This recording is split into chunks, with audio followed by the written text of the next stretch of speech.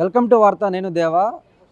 కాంగ్రెస్ ప్రభుత్వం ముఖ్యంగా చూసుకున్నట్లయితే అంటే TPCC chief Mahesh Kumar Goud, BRS senior నాయకులు మాజీ మంత్రి ప్రస్తుత సిద్దిపేట ఎమ్మెల్యే హరీష్ రావు క్షుద్ర పూజలు చేస్తున్నారని తెలంగాణ ప్రజలు నాశనం కోరుతూ అంటే మార్చి నెలలో అయితేనేమి కొన్ని తేదీల్లో ప్రత్యేకంగా పక్క రాష్ట్రాలకు వెళ్ళి మరి క్షుద్ర పూజలు చేస్తున్నట్లు తమ దగ్గర ఆధారాలు ఉన్నాయని అయితే మాత్రం ఇప్పటికే టీపీసీసీ చీఫ్ మహేష్ కుమార్ గౌడ్ ప్రత్యేకంగా ఒక సమావేశం ప్రెస్ మీట్ పెట్టి మరి చెప్పుకొచ్చారు. ప్రస్తుతం ఇదే విషయంపై మనతో పాటు మాట్లాడటానికి బీఆర్ఎస్ సీనియర్ నాయకురాలు సుమిత్రానంద్ గారు ఉన్నారు. చెప్పండి మేడం, హరీష్ రావు క్షుద్ర పూజలు చేస్తున్నారు, మా దగ్గర ఆధారాలు ఉన్నాయని మహేష్ కుమార్ గౌడ్ చెప్తున్నాడు. ఎట్లా చూడవచ్చు? ముందు గాంధీ భవన్ పేరు మార్చుకోమని నేను అడుగుతున్నా. అజ్ఞానుల అడ్డా అని మార్చుకుంటారా, మూడుల నిలయమని మార్చుకుంటారా, మూర్ఖుల వేదిక అని మార్చుకుంటారా? ఆ పేరు మార్చుకొని తగలబడండి ముందు. మరి గాంధీ భవన్లో ఇవాళ మీరు ఇట్లాంటి వ్యాఖ్యలు చేయడం, 140 సంవత్సరాల కాంగ్రెస్ చరిత్ర ఈ స్థాయికి దిగజారడానికి కూడా లోతులు లేనంత నీచంగా మీరు దిగజారి మాట్లాడడం సిగ్గు దుర్మార్గపు వ్యాఖ్యలు. శాస్త్ర సాంకేతిక విజ్ఞానం ఏ స్థాయిలో అభివృద్ధి చెందితే మీరు ఈ మాటలు మాట్లాడతారు? రాజ్యాంగ విరుద్ధ వ్యాఖ్యలు మీరు చేస్తారు. మీ రాహుల్ గాంధీ గారు రాజ్యాంగాన్ని చేతిలో పట్టుకొని పోతారు. అదే రాజ్యాంగంలో ఇట్లాంటి మూఢనమ్మకాలను ఖండిస్తూ ఉంటాయి. మరి మనము ప్రభుత్వంగా ప్రజల్లోకి వెళ్ళి ప్రచారం చేస్తూ ఉంటాం. ప్రజల్లో ఉన్నటువంటి మూఢ విశ్వాసాలు, మంత్రము, తంత్రము, చేతబడులు, బ్లాక్ మ్యాజిక్ ఇట్లాంటివి ఉండవు అని చెప్పేసి మన ప్రచారం, పోలీసులను కళాజాతలను బట్టి ప్రచారం చేస్తూ ఉంటారు. మీరు ఈ స్థాయికి దిగజారి మాట్లాడడం? మీరు కనీసము ప్రజలకి, ప్రభుత్వంగా బాధ్యతగా ప్రజలకు తీసుకెళ్ళి ప్రచారం చేస్తాము. ఆ పేరుతో హత్యలు జరగకుండా, మంత్రగాళ్ళనే నెపంతో ఇప్పటికే అనేక హత్యలు జరిగినాయి. అట్లా హత్యలు జరగకుండా ప్రచారం చేసే బాధ్యత ప్రభుత్వం మీద ఉంటే, ఆ ప్రభుత్వంలో భాగస్వాములైనటువంటి ఎమ్మెల్సీలు, పిసిసి ప్రెసిడెంట్లు ఈ స్థాయికి దిగజారడం అంటే చట్టరీత్యా నేరస్తులు. అందుకే నోటీసులు. మీరు ఆలయాలకు వెళితే క్షుద్ర పూజల కోసం వెళ్తారా? అంటే మీకు అనుభవం ఉందా? మీరు గతంలో వెళ్ళి ఉన్నారా? మిమ్మల్ని ఎవరన్నా మీ చెవుల్లో పూలు పెట్టి నమ్మించిండ్రా? బీఆర్ఎస్ను ఓడించడానికి, మిమ్మల్ని గెలిపించడానికి మేము క్షుద్ర పూజలు చేస్తామని మీతో ఎవరైనా చేయించిండ్రా? అందుకే గెలిచినామని మీరు నమ్ముతున్నారా? క్షుద్ర పూజల కారణంగా కాంగ్రెస్గా మేము గెలిచినాము, బీఆర్ఎస్ ఓడిపోయిందని మీరు నమ్ముతున్నారా? అందుకే ఈ మాటలు మాట్లాడుతున్నారా? ఆలయాలకు ఎవరైనా సత్సంకల్పంతో, సదుద్దేశంతో వెళ్తారు.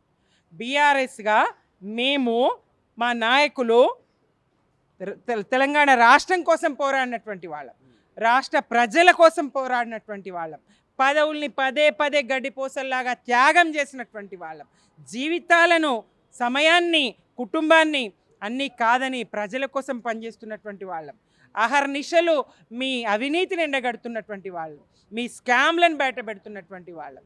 మమ్మల్ని, తెలంగాణ ప్రయోజనాలు కోరేటువంటి మమ్మల్ని, మా పోరాటాల్ని మీరు ఇవాళ ప్రజల్లో ఏ స్థాయికి మీరు తీసుకుపోతున్నారు? ఉమ్మేస్తారు, ప్రజలు ఉమ్ముతున్నారు, నవ్వుకోవడం కాదు, వీళ్ళ మాటలకు ఉమ్మేస్తూ ఉన్నారు.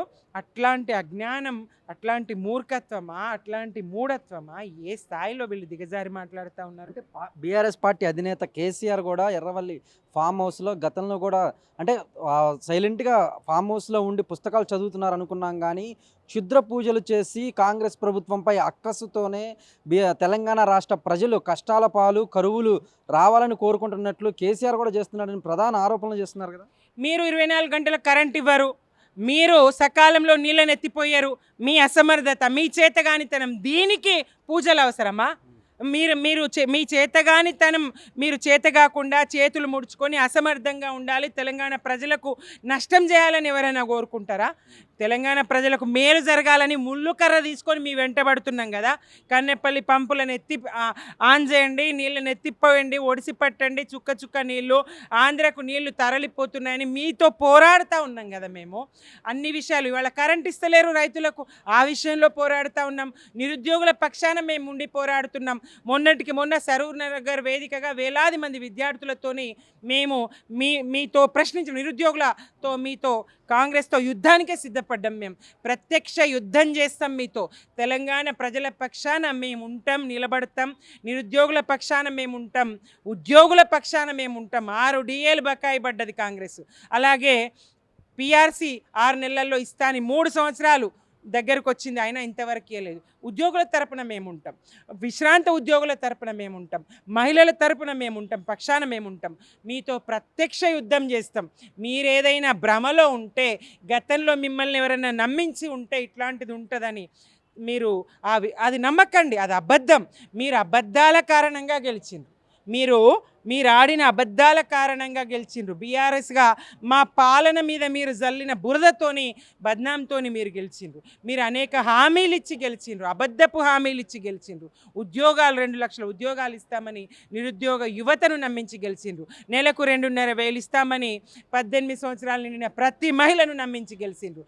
కాలేజీకి వెళ్ళేటువంటి విద్యార్థినులకు స్కూటీలు ఇస్తామని యువతులను నమ్మించి గెలిచిండ్రు. పెళ్లి కావాల్సినటువంటి పిల్లలకు కళ్యాణ లక్ష్మితో తులం బంగారం ఇస్తామని వాళ్ళని నమ్మించి గెలిచిండ్రు. 2 లక్షల రుణమాఫీ ఏకకాలంలో చేస్తామని రైతులను నమ్మించి గెలిచిండ్రు.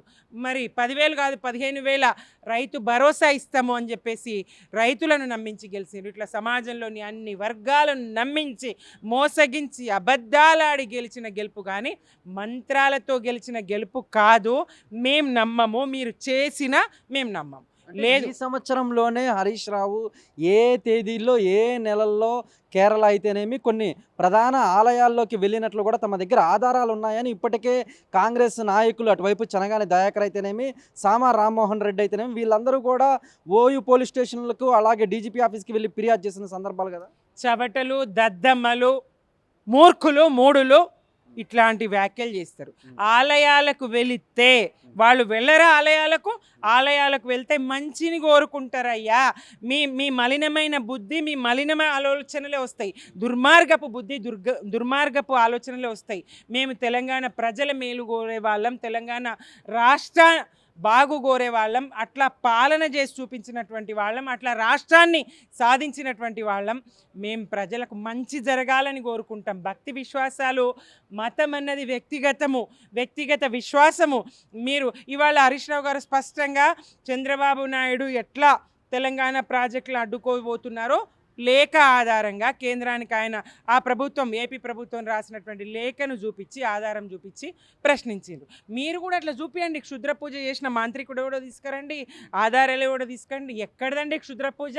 ఈ కాలంలో పట్టి జైల్లో వేయాలి ఈ మాటలు మాట్లాడిన వాళ్ళను. చట్టాలను గౌరవించనేటువంటి పాలకులను జైల్లో నిర్బంధించాలి. అందుకే చట్టపరంగానే ఎదుర్కోవడానికి మేము సిద్ధం. ఒక్క మాట కూడా హరీష్ రావు గారు ఇది మాట్లాడలేరు కదా. ఎందుకంటే దృష్టి మళ్లించడానికో దుర్మార్గ ప్రచారాలకో మీరు వాడుకుంటారు, కానీ మేము వాడుకోం. మేము లీగల్గా చట్టంలోనే మిమ్మల్ని ఎదుర్కోదలుచుకున్నాం. కాబట్టే నోటీసులు.